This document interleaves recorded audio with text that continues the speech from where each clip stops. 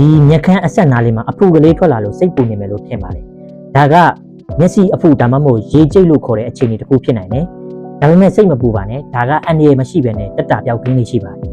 ဒီလိုအခြေအနေမျိုးတွက်ဆိုတော့အိမ်မှာနေနေကုသလို့ရတဲ့အိမ်တွင်းကုထုံးလေးရှိပါတယ်ပထမဦးဆုံးအနေနဲ့ရေနွေးဝက်ကိုကတ်ပါဘယ်လိုလုပ်ရမလဲဆိုတော့တန်ရှင်းတဲ့အဝတ်စာလေးတစ်ခုကိုရေနွေးတော့ကိုနှစ်မယ်ညစ်ပြီးသွားပြီဆိုတော့အဲ့ဒီရေနွေးကိုဝက်ကိုညှစ်လိုက်မယ်ညှစ်ပြီးသွားပြီဆိုရင်ကျွန်တော်တို့အဲ့ဒီရေနွေးဝက်ကိုအနည်းဆုံး10မိနစ်ကနေ15မိနစ်တစ်နေ့ကို3ချိန်ကနေ5ချိန်အဲ့ဒီအဖူလေးပေါ်မှာအသားရလေးကတ်ပေးမယ်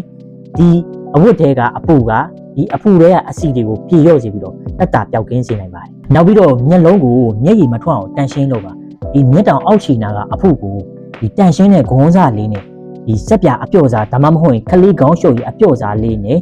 ညင်တတာလေးတုပ်ပေးပါပြီးတော့ကိုကအလှပြင်နာကိုကြိုက်နေတတ်တဲ့သူဆိုရင်တော့အဲ့ဒီအဖူမပြောက်ခင်အချိန်ထိကိုမျက်လုံးမိတ်ကဲအိုင်းလိုင်နာတုံးတာလေးနောက်ပြီးတော့မျက်ကပ်မှန်တက်တာတွေကိုခဏရှောင်ထားပေးပါဒါကမျက်လုံးထဲကိုပိုးထက်မဝင်အောင်ကာကွယ်ပေးပါတယ်အခုလိုအဖူထွက်နေတဲ့ချိန်မှာလုံးဝမလုတ်တဲ့အရာတွေကတော့အဲ့ဒီအဖူကိုလက်နဲ့မဖိပါနဲ့မညစ်ပါနဲ့အဲ့လိုလုတ်တာက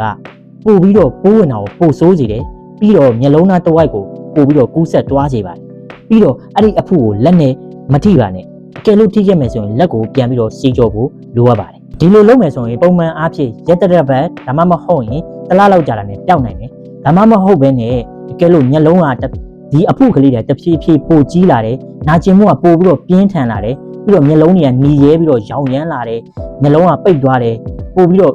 အမြင်အာရုံထိခိုက်လာတဲ့အထိပါအခြေအနေဖြစ်လာပြီဆိုတော့မျက်လုံးအထူးကုဆရာဝန်နဲ့ချက်ချင်းပြတာတင်ပါတယ်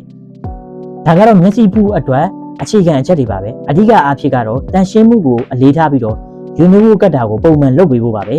ဒီလိုအချက်လက်တွေကအကူအညီဖြစ်မယ်လို့မျှော်လင့်ပါတယ်ခင်ဗျ